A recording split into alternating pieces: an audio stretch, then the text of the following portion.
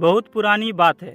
कुरुक्षेत्र के युद्ध के बाद पांचों पांडव भाइयों ने एक महान दान यज्ञ का आयोजन किया और गरीबों को बहुत बड़े उपहार दिए, और सभी लोगों ने महानता और समृद्धि पर विस्मय व्यक्त किया और कहा कि इस तरह का दान इस दुनिया में पहले कभी नहीं देखा।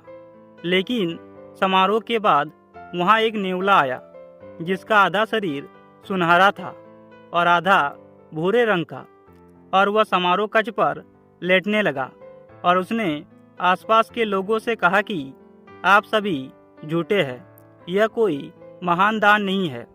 उस नेवले की बात सुनकर सभी ने अचरज से कहा, यह आप क्या बोल रहे हैं? यह कोई बड़ा दान नहीं है। क्या तुम नहीं जानते कि यहाँ आने वाले गरीबों को कैसे पूर्णतः संतुष्ट किया गया? हर एक की झोली बेशकीमती उपहारों से भर दी गई। ऐसा महान दान न पहले हुआ है और ना ही कभी होगा। लेकिन नेवला उनकी बातों से संतुष्ट नहीं हुआ। तभी उस नेवले ने उन लोगों से कहा कि तुम मेरी बात को बहुत ही ध्यान से सुनो।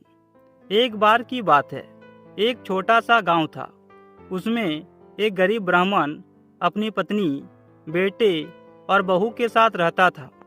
वे बहुत गरीब थे और जीवन यापन के लिए वे उपदेश के बदले में मिलने वाले दान पर निर्भर रहते थे।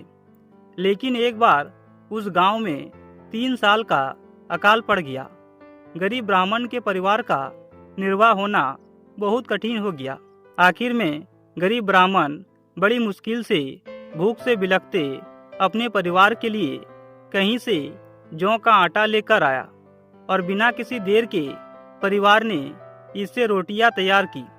लेकिन आटा कम होने के कारण 4 रोटियां ही बन पाई और इस प्रकार सभी के हिस्से में एक एक रोटी आई। लेकिन मैं चुपचाप एक कोने में बैठा हुआ यह सब देख रहा था कि काश मुझे भी कुछ खाने को मिल जाए, पर होनी में कुछ और ही लिखा था। 4 रोटी खाने को तत्पर हुए कि तभी किसी ने दरवाजे पर दस्तक दी और इस प्रकार पिता ने दरवाजा खोला तो उसने देखा कि वहाँ एक अतिथि खड़ा था। तभी अतिथि ने ब्राह्मण से कहा कि हे राजन, मैं कई दिनों से भूखा हूँ, मुझ पर दया कीजिए, मेरे प्राण भूख से बचा लीजिए। इस प्रकार अतिथि को भगवान का दर्जा देने वाले ब्राह्मण उनसे बोला, हे प्रार्थी, आपका स्वागत है, कृपया अपना स्थान ग्रहण कीजिए, मैं अभी आपको भोजन कराता हूँ। और ऐसा कहकर उस निर्धन ब्राह्मण ने अपने हिस्से की रोटी अतिथि के सामने परोस दी। अतिथि तो मानो बरसों से भूखा था। पलक झपकते ही उसने रोटी खत्म कर दी और फिर बोला, आपने तो मुझे मार ही दिया। मैं तो 10 दिनों से भूखा हूँ और एक रोटी से मेरा कुछ नहीं होने वाला। इससे तो मेरी भूख और भी बढ़ गई। जल्दी से और रोटियां लाइए। लेकिन उस अतिथि की बात सुनकर पिता असमंजस में पड़ गया। लेकिन वो अपने भूख से तड़पते परिवार को अपने हिस्से की रोटी देने के लिए नहीं कह सकता था। लेकिन तभी पत्नी ने पति से कहा, हे स्वामी, उन्हें मेरा हिस्सा भी दे दीजिए। परंतु पति ने इनकार कर दिया।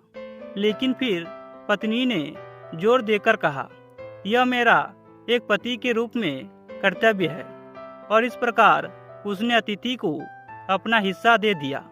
लेकिन उसे खाने के बाद अतिथि और रोटियां मांगने लगा।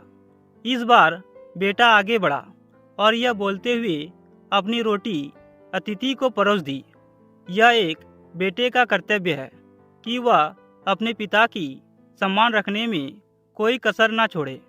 इस प्रकार अतिथि ने बेटे का हिस्सा भी खा लिया, लेकिन फिर भी असंतुष्ट रहा।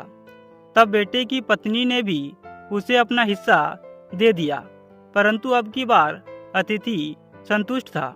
उसे उसकी पर्याप्त भोजन मिल चुका था और वह उन्हें आशीर्वाद देकर वहां से चले गए। लेकिन अतिथि के जाने के कुछ देर बाद ही उन 4 भागों की भूखमरी से मौत हो गई। परंतु उन चारों को मरा देख मैं नेवला वहां से घबरा कर भाग गया।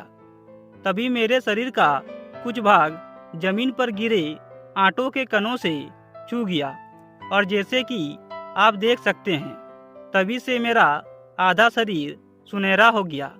तब से मैं पूरे देश का भ्रमण कर रहा हूँ कि कहीं से तो मुझे उस तरह का एक और महादान देखने को मिल जाए और वहाँ की पवित्र भूमि पर लौटकर मैं अपना बाकी का शरीर भी सोने में बदल सकूं।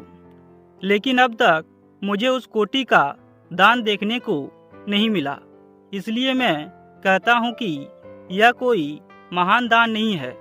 दान एक ऐसा कार्य है जिसके द्वारा हम न केवल धर्म का पालन करते हैं बल्कि समाज एवं प्राणी मात्र के प्रति अपने कर्तव्यों का पालन भी करते हैं। किंतु दान की महिमा तभी होती है जब वह निस्वार्थ भाव से किया जाता है। अगर कुछ पाने की लालसा में दान किया जाए तो वह व्यापार बन जाता है